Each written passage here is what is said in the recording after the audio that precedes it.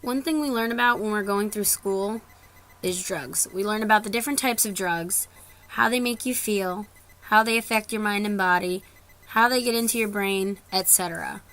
But the one thing that we really don't get around to in school, at least in the earlier grade levels, is how some people take drugs to a whole nother level. We don't talk about drug abuse or addiction, how someone gets addicted, what they can do if they get addicted, and what they can do if they truly want to stop. So that's what I wanted to talk about in this discussion.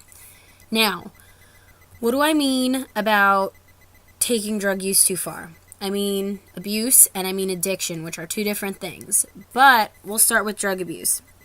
Abuse is something that surpasses recreational use of illegal drugs. It's a habit. It starts to become habitual.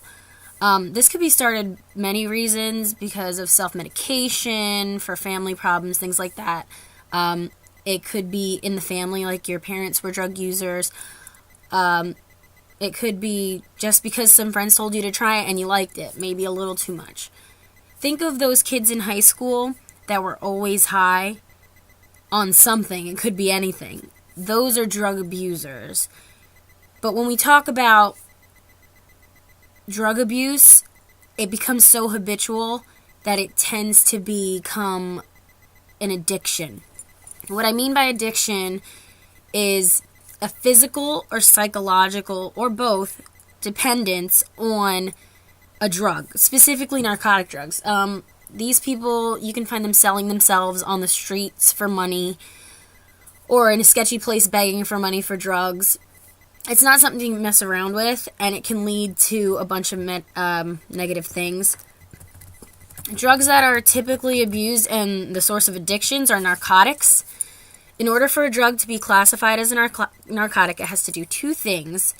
That would be ease pain and put you to sleep. There are a bunch of different types of narcotics, such as opioids, barbiturates, benzodiazepines, heroin, morphine, codeine, Vicodin, oxycodone, just to name a few. You've probably heard of some of these before, and that's good, but what you probably haven't heard is how terribly addictive they can be. They act as agonists. Basically, what an agonist does is it binds to the natural neurotransmitter receptors we have in our brains.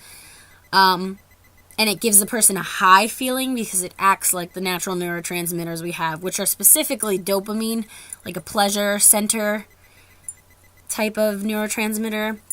Sometimes the body gets used to having these receptors bound to, and it thinks that it needs it. The product that you get from this is an addiction that's hard to kick and a person that's willing to do absolutely anything to get this drug into their body. In terms of spotting an addiction, there's either information or full-blown. A few warning signs. One of the big signs, and the first one I'm going to talk about, is tolerance that gets built up by continuous use.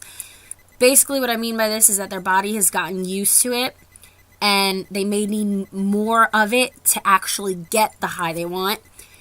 Another sign is they use the drug to avoid feelings of withdrawal. These symptoms of withdrawal can be physical or psychological and can include nausea, fever, tremors, sweating, depression, anxiety, insomnia, things like that.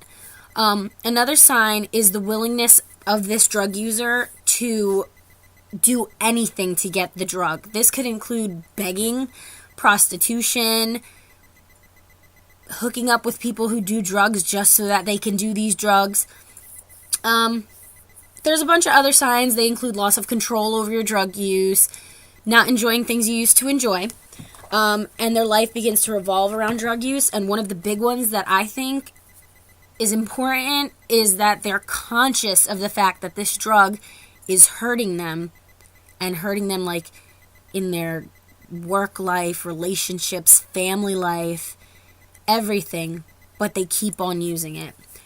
One good thing, though, is that people who are addicted can get help. They aren't alone in their fight, but they have to want to stop using the drug more than they actually want the drug, because a big part of it is wanting to stop. If they don't want to stop, they will not stop. They aren't alone, but the tricky part about quitting is remaining drug-free. So you can get off the drug and get it out of your system, but you have to want to stay drug-free. There are a lot of programs that addicted people can get into. They have everything at their fingertips. They can go for support groups, medical rehabilitation centers, both halfway houses for once they kick the habit. Support groups are there for just that, support, and it helps a lot for a bunch of people who have been through similar things to talk about and work through problems that they're having. Medical rehabilitation is a good starting point for people who have serious addictions and want to have professional medical help to stop drug use. They can take advantage of Halfway House, where people like them can work to get themselves integrated back into society. And they can work to get their lives back on track.